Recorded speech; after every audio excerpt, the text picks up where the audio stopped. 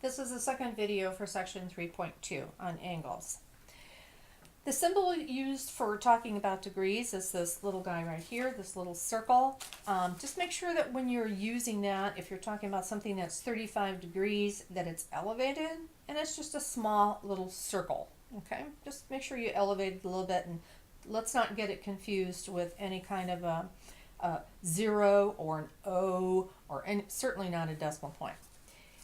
It's the same symbol that you would be using if you were talking about temperature. So some examples of angles that we all know and love, one of them we already discussed, was a right turn. For example, you get to an intersection, you make a right turn, you typically will make a turn then in 90 degrees.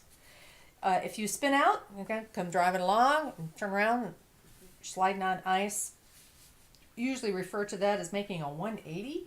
Okay, you end up starting in one direction and end up in the opposite direction.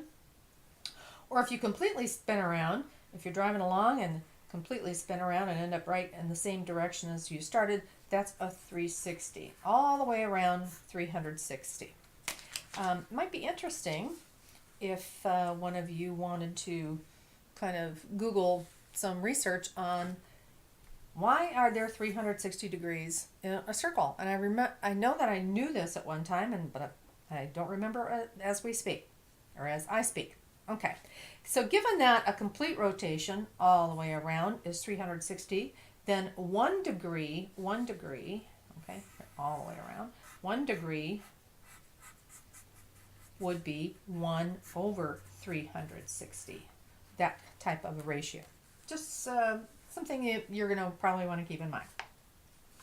So given any triangle, here's a fact that you're going to be using repeatedly for your homework problems and a lot of measurements that you're going to be doing to come. Any triangle, the sum of the measures of all three angles is equal to 180 degrees. There is no way, no possible way, that you can draw a triangle whose sum does not measure 180 degrees. It just can't be done. Now there are different kinds of angles, two different kinds that we're going to be discussing. One of them is complementary angles and the other one is supplementary angles. And the difference between the two of them are really quite simple. We refer to complementary angles as any two angles whose sum is 90 degrees. That's it. If I add them together and I get 90 degrees, they're called complementary.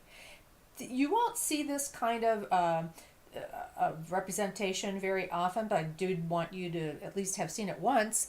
The way we refer to this is the measure, and we're talking about this guy right over here, the measure of angle ABC, this angle right in here, plus the measure of angle CBD, this guy right in here, is equal to the measure of angle ABD, which I'm telling you ahead of time is equal to 90 degrees.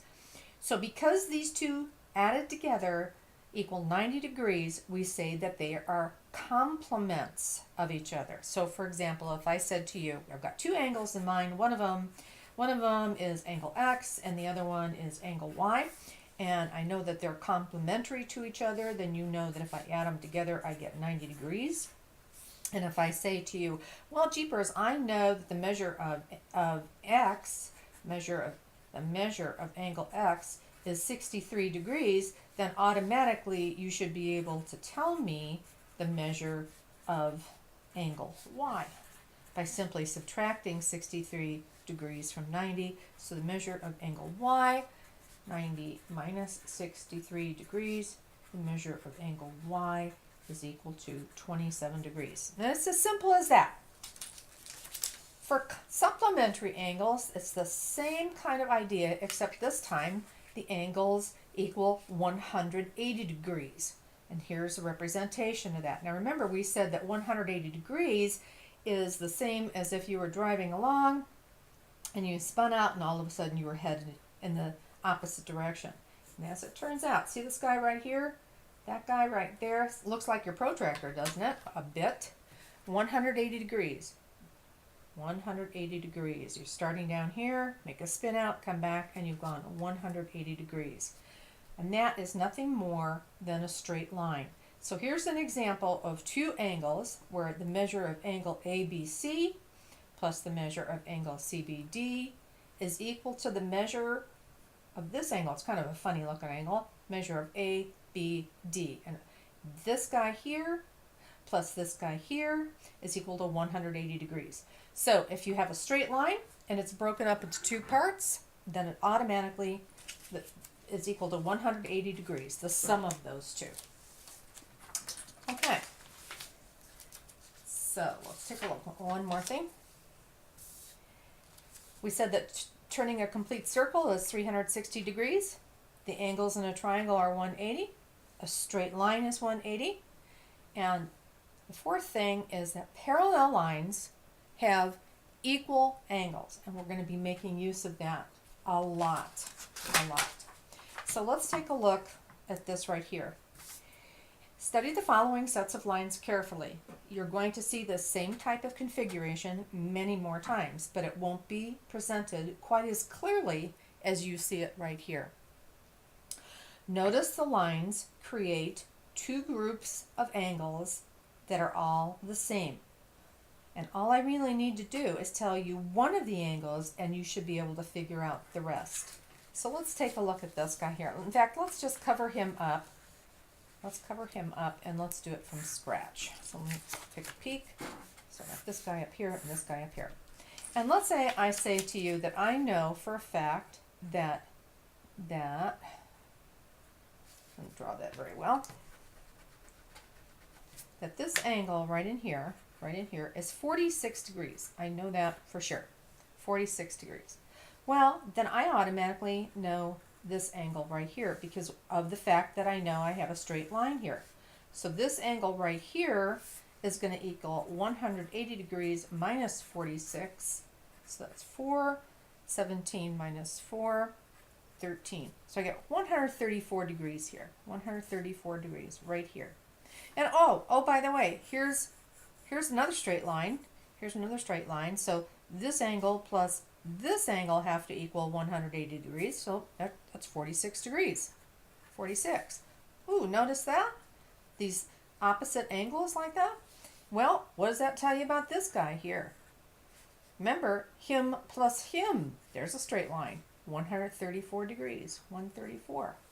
Now, because this line here, and I'm telling you that ahead of time, is parallel to him, then this line that intersects, this transversal, creates this exact same pattern again down here. So, look at the location of this angle. That's the same as this, 46 degrees.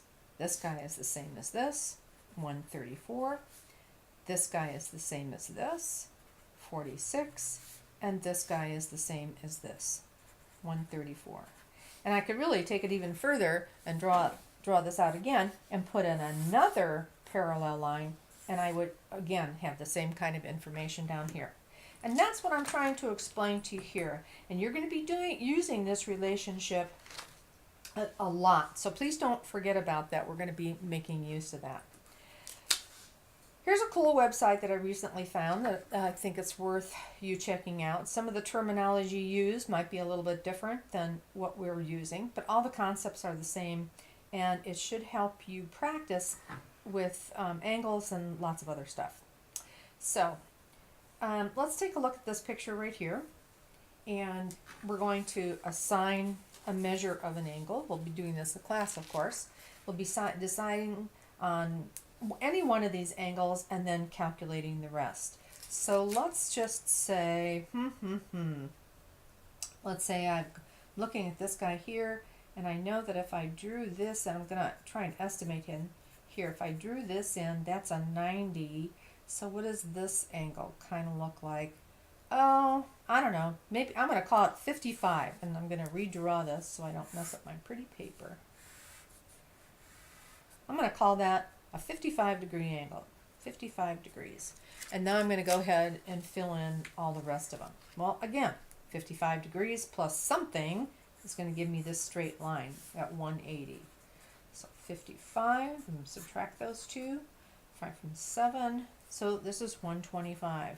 And away I go. This guy is opposite him. guy is opposite him. This is nothing more than a repetition of this. 55 degrees, 55 degrees, 125 degrees, and 125 degrees. And it's that simple.